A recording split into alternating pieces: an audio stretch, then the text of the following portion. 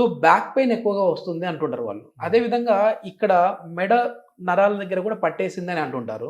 Okay. ఇది ముఖ్యంగా వాళ్ళలోనే రావడానికి కారణం ఏంటి సార్? దీనికి ఎట్లాంటి ట్రీట్మెంట్ ఉందంటారు? సో బ్యాక్ పెయిన్ అసలు ఫస్ట్ ఆఫ్ ఆల్ మన బ్యాక్‌ని చూసుకున్నట్టయితే మనకి వెన్నుపూసల మధ్యలో డిస్క్ ఉంటాయి. అంటే మనకి వర్టిబ్రల్ బాడీ వెన్నుపూస అంటే వర్టిబ్రల్ బాడీ మీద డిస్క్ ఉంటది. ఓకే. సో మనం చూసినట్టయితే ఇవి మెడకి సంబంధించిన వెన్నుపూసలు, మధ్యలో ఛాతీకి సంబంధించినవి, కింద lower back or lumbar. Okay. So జనరల్‌గా మనకి మూవ్‌మెంట్ ఎక్కువ ఉండేది మెడకి సంబంధించింది లోవర్ బ్యాక్‌లో. యెస్. సో అయితే ఎప్పుడైతే మనము ప్రాపర్ ఎర్గోనామిక్స్ మెయింటైన్ చేయమో, సో మీరు ఇంతకు ముందు అన్నట్టు బ్యాంక్ ఎంప్లాయీస్ కానీ సాఫ్ట్వేర్ కానీ వాళ్ళ సిస్టమ్ వర్క్ చాలా ఉంటుంది. సో సిస్టమ్ వర్క్ ఉన్నప్పుడు వాళ్ళు సరిగ్గా ప్రాపర్ ఎర్గోనామిక్స్ మెయింటైన్ చేయకుండా, అంటే ఎక్కువ కిందికి వంగినా ఆర్ ఇంప్రాపర్ పొజిషన్లో కూర్చొని సిస్టమ్ వర్క్ చాలాసేపు చేస్తున్నారు అనుకోండి, దీని మీద ఈ డిస్కుల మీద కొద్దిగా ప్రెషర్ ఎక్కువ పడుతుంది. సో